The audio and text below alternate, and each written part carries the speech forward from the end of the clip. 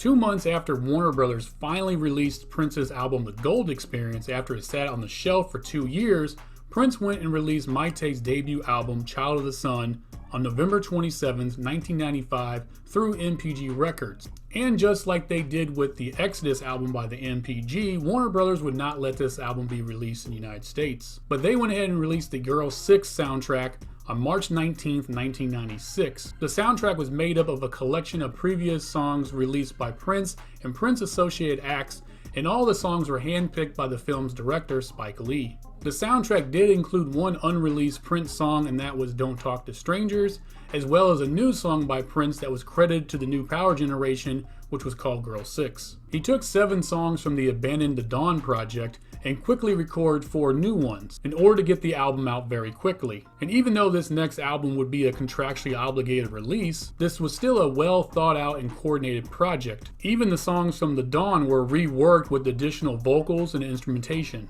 Chaos and Disorder, credited to Prince's new name, was released July 9, 1996, peaking at number 26 on the Billboard Top 200 and number 14 in the UK, and selling just a little over 200,000 copies on its initial release. There was little to no promotion for this project. Prince performed the single Dinner with Dolores on The Today Show and David Letterman.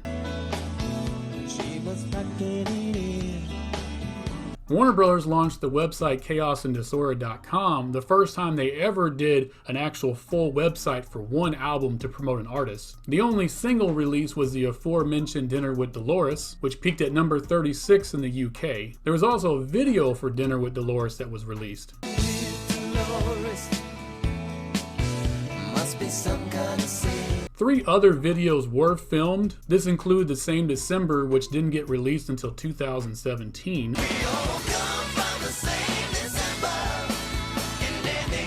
I Like It There, which wasn't released until 2003. I like it there. And Xanali, which was never released.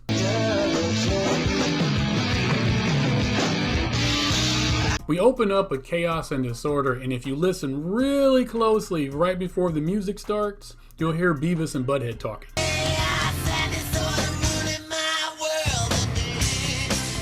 The song is driven with heavy guitars as Prince talks about how the world has changed, everything from word association and even how we deal with safe sex. The song was originally recorded in 1993 with the MPG band. In early 1996, he would have Rosie Gaines come in and add vocals. I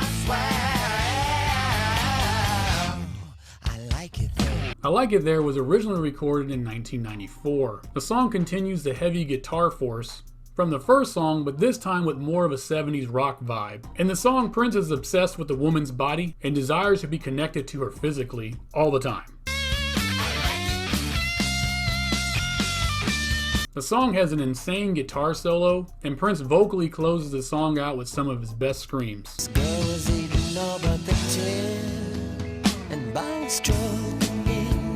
We slow things down just slightly with the song Dinner with Dolores, which has a Ballad of Dorothy Parker type vibe to it, as Prince is talking about an obsessed fan that's still stuck in the Purple Rain days, and in love with that Prince of that era. She is a constant embarrassment to Prince and always the butt of his jokes. I read a few articles that this song is about Madonna, but I could not find anything that confirmed that Prince actually said that, although it is an interesting concept.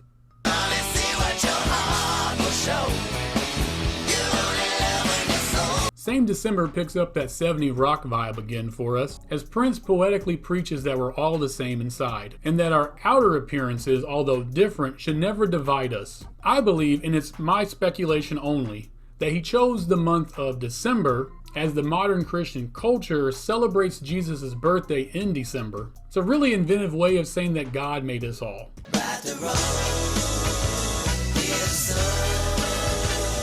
Right the Wrong was recorded in 1993 and reworked in 1996 and is a country song by Prince.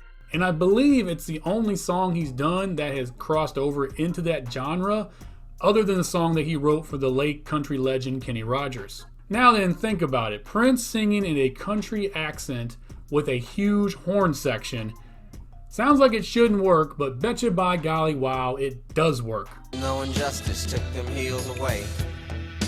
When day we'll get him back, you said. The first verse tells the story of a young Native American girl who has just buried her grandpa. He always told her that the injustice that was brought upon their people and the theft of their land will one day be made right. That night before she falls asleep, she hears his voice in the distance as his spirit tells her, "Hey, I just got 6 feet of that land back." The chorus begs the listener to right his or her wrongs before it's too late, as they are facing an eternity in hell for their actions.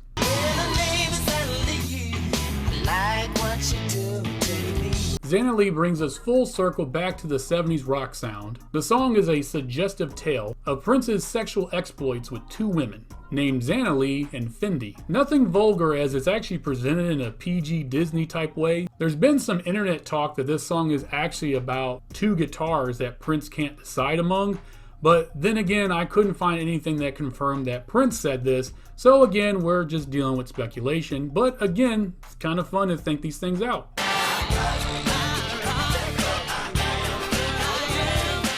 I Rock, Therefore I Am, a grand statement to make and an awesome title of a song. This song was recorded in 1996 and takes us away from the heavy guitar sound that we have been listening to throughout this album in exchange for a more funked up sound with reggae artist Steppa Ranks and rapper Scrap D. Rosie Gain overpowers everybody on this song, and even though she's singing background vocals with Prince, her voice just dominates over his. The song solidifies Prince's position that, you know what, he doesn't need your approval, money, or platinum plaques, because he knows in his heart he is an artist.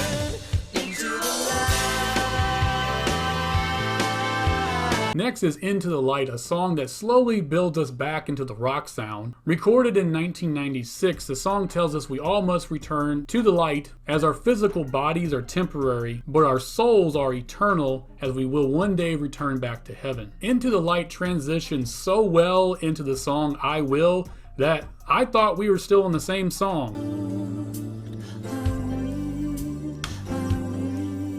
So it's no surprise that both songs were recorded in the same day. The song is a timid fight song, as Prince declares, "I will be there for you through this storm and we will triumph together."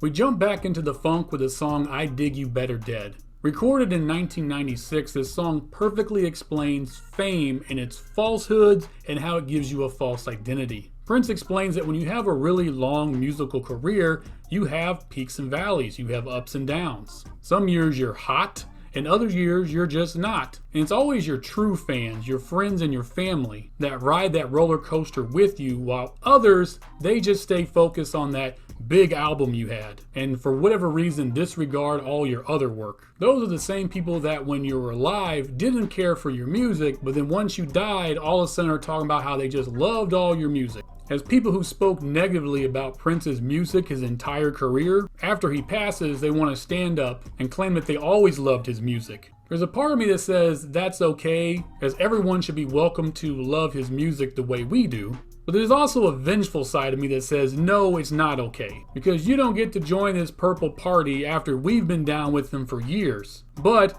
I understand that that's not the right way to think, and that the other way of welcoming everybody in is the way to go.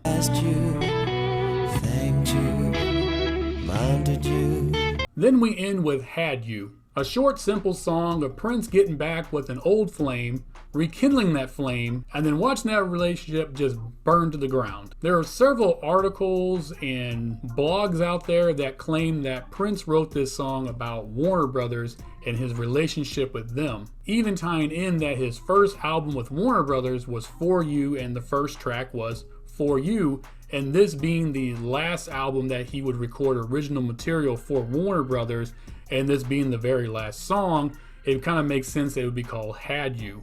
But again, there's been no confirmation from Prince that that's actually what's going on here. But again, it's always fun to speculate and talk about these different ideas. This album represents the last album that came from the Dawn Project, although there would be a few songs here and there that would scatter into other albums as we move on from here. And as I mentioned before, this is the last album of original material that he would record for Warner Brothers, until he signed with them again in 2014, but that's another story for another time. Warner Brothers would go and fill out the rest of his contract with the albums 1999's The Vault, Old Friends for Sale, and 2001's The Very Best of Prince. This is one of the most slept on and most unappreciated albums by Prince. In the late 90s and early 2000s, anytime I would come across somebody that was really into like alternative rock, I would always recommend this Prince album as their first Prince album to listen to. Thank you for joining me on this mini series that we've been going through. Please like and share this video as much as possible, and as always, please subscribe to the channel. I will see you in the next episode where I go and pull an album out of the vault